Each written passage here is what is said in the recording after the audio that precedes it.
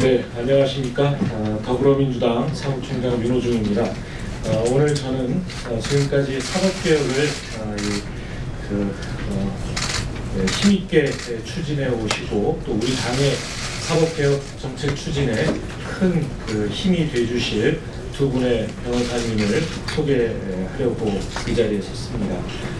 이 두 분은 검찰개혁과 사회정의를 위해서 활발한 활동을 하고 계신 분이고 우리 당과 문재인 정부가 추구하는 공정하고 정의로운 나라를 만드는 데 큰 힘이 되실 분이라고 확신합니다. 먼저 경기 이 두 분 소개하기 전에 김용민 변호사님과 김남국 변호사님을 환영하기 위해서 네 분의 의원님이 함께하고 계십니다. 오른쪽 끝에서부터 홍익표 수석대변인이시고요. 이재정 대변인 함께하셨습니다. 또 박주민 최고위원님 함께하셨고요. 김성환 대표 비서실장 함께하고 계십니다. 경기 남양주병에 출마 뜻을 갖고 계신 김용민 변호사가 우리 당과 함께하기로 했습니다. 김용민 변호사는 유성 간첩 조작 사건, 세월호 참사, 언남고 축구감독 성폭행 사건, 김학의 전 차관 사건 등 수많은 권력형 비리 사건의 변호인으로 활동해 오신 분입니다. 또한 법무검찰개혁위원회 위원, 그리고 검찰과거사위원회 위원, 대검찰청 검찰개혁위원회 위원으로 활동하면서 검찰개혁에 앞장서 오셨습니다.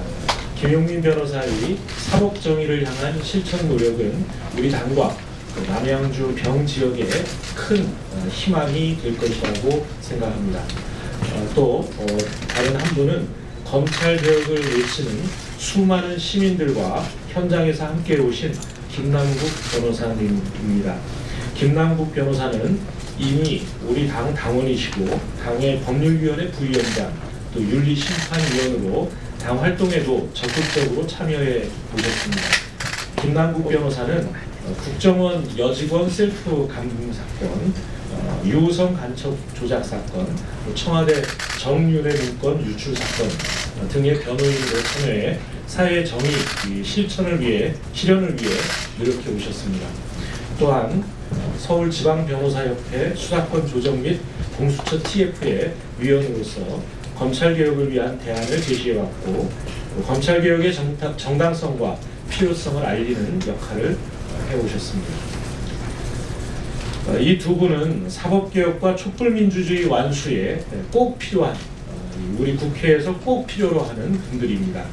더 공정하고 더 정의로운 나라를 만드는 일에 우리 당이 앞장설 수 있도록 두 분이 큰 역할을 해주시리라 믿으면서 이 당이 두 분을 적극적으로 지원하겠다는 말씀을 드립니다.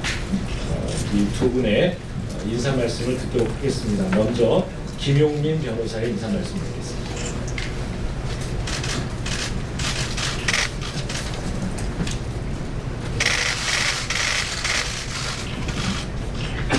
안녕하세요, 김용민입니다.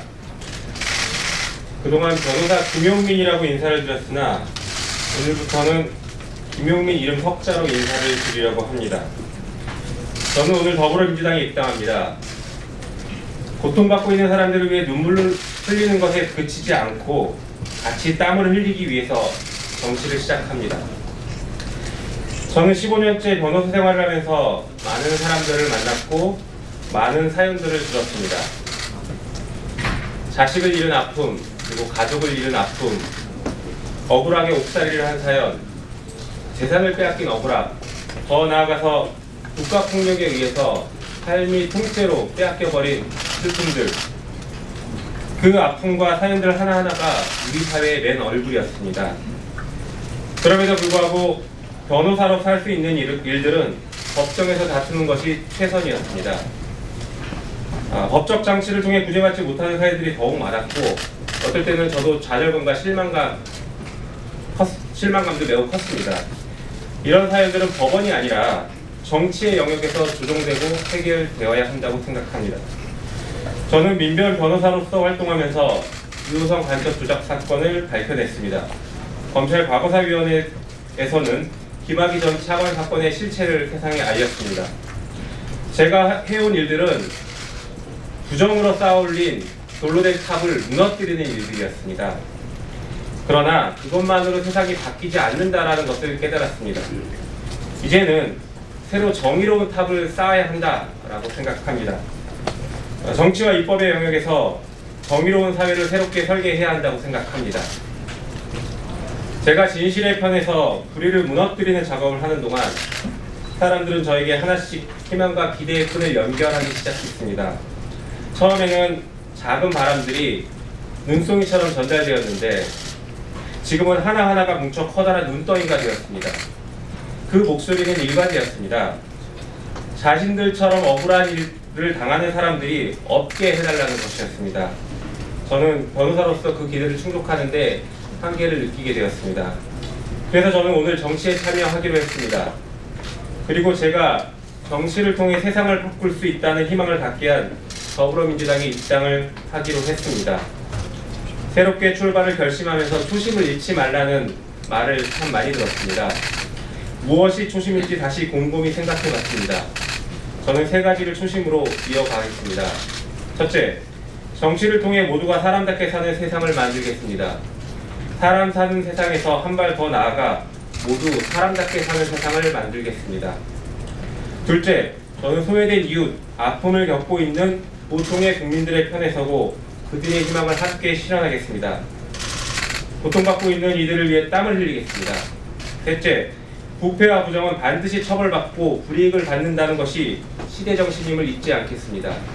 저는 이런 초심을 유지하면서 문재인 정부의 성공에 일조하고 새로운 정의를 설계하며 무엇보다 검찰개혁의 완성을 통해 민주주의를 발전시키는 데 헌신하도록 하겠습니다. 감사합니다.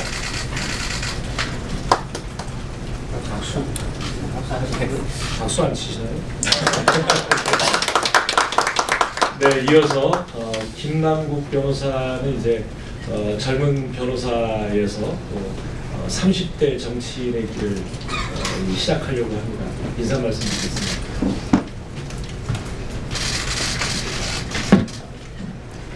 안녕하세요. 김남국 변호사입니다.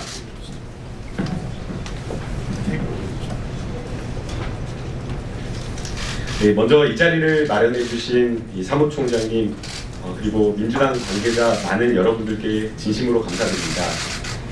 이 자리에 설 수 있도록 진심 어린 도움과 격려를 해주신 많은 분들께도 역시나 감사의 말씀을 드립니다. 이 자리에 서는 오늘까지도 정말 많은 고민을 했습니다. 정치를 한다는 것이 결코 쉽지 않은 결정이었지만 많은 분들의 격려와 조언에 힘입어서 오늘 새로운 시작을 하고자 합니다. 제가 처음 민주당과 작은 인연을 맺게 된 것은 2012년 여름이었습니다. 외부 법률지원단 조찬 첫 회의였는데요. 당일 회의 자료를 다음날 학교에 마치 시험이 있는 것처럼 읽고 또 읽고 정말 수십 번 외우고 심지어는 여러 참고 자료까지 찾아가면서 공부를 했습니다. 너무 긴장해서 그런지 거의 1시간도 자지 못하고 회의에 참석을 하게 되었는데요. 아침 8시 회의 참석에 문도 열지 않는 새벽 6시에 당사를 찾아서 당시 회의 준비를 하던 직원분과 함께 책상을 나누고 복사를 하면서 그날 아침 조찬 회의를 준비했었습니다. 이날 함께 회의를 준비했던 형님이 훗날 남구가 혹시 정말 나중에 정치를 하게 된다면 그때 꼭두 새벽에 나와서 함께 책상을 나누며 회의를 준비했던 그 마음을 잊지 말아달라고 저에게 당부를 했습니다. 너무나 긴장해서 잠을 한숨도 자지 못하고 정말 철저히 회의 준비를 해야겠다라고 하면서 외우고 또 외우고 공부했던 그 시간들, 그리고 작은 일 하나라도 도와야겠다라는 그 마음으로 책상을 나르던 그 마음, 저는 그때 그 초심의 마음으로 정치를 하고자 합니다. 저를 어떻게 소개하고 어떤 정치를 하고 싶다라고 여러분들께, 국민들께 말씀드려야 될지 정말 고민이 많았습니다. 저는 앞서 먼저 우리 당으로 영입된 인재분들이나 입당식에 소개된 분들과는 정말 비교될 정도로 특별한 것 하나 없는 평범한 청년입니다. 그래서 남들보다 더욱 열심히 그리고 성실하게 할 각오입니다. 제가 관심을 가지고 열심히 하고 싶은 분야는 검찰개혁만이 아닙니다. 청년 정치인이기 때문에 욕심도 많고 하고 싶은 것이 많은데요. 제가 가장 관심을 가지고 있는 분야는 역시 먹고 사는 문제, 민생과 관련된 문제입니다. 여기 계신 기자님들께서도 아마 그런 경험 하셨을 것 같은데요. 대학 청년 시절에 언론고시 합격해야 된다라고 하면서 기자만 되면 모든 문제가 해결될 것 같았는데 막상 기자가 되고 나니까 더 정말 해결하기 어려운 여러 가지 문제에 봉착했던 그런 경험이 있으셨을 겁니다. 저도 변호사가 되고자 공부를 했을 때는 변호사만 되면 정말 모든 게 해결될 것 같았습니다. 그런데 변호사가 되고 나서 실제 일을 해보고 저축해보고 돈을 모아보니까 서울에서 월세 탈출하는 데만도 정말 몇 년이 걸렸습니다. 모든 청년이 겪는 문제라고 생각이 되고 아마 저보다 더 열악하고 어려운 환경에 있는 청년들이 많을 거라고 생각이 됩니다. 저는 과거 참여연대 민생희망본부에서 실행위원으로 활동을 하면서 상가 임대차 보호법 개정 등 민생과 관련된 문제 이런 운동에 함께 했었습니다. 정책 하나가 우리 삶을 얼마나 바꿔놓는지 어떻게 바꿔놓는지를 실감했습니다. 민생을 고민하면서 국민들이 체감할 수 있는 정치를 하고 싶습니다. 도산 안창호 선생님께서 이런 말씀을 하셨더라고요. 백의 이론보다 천의 웅변보다 만의 회의보다 풀 한 짐 베어다가 쇠쭉 쏘준 사람이 누구입니까? 그 사람이 정말 바로 일꾼입니다. 도산 안창호 선생님께서 말씀하신 소에 쇠쭉 주어진 일꾼이 되겠습니다.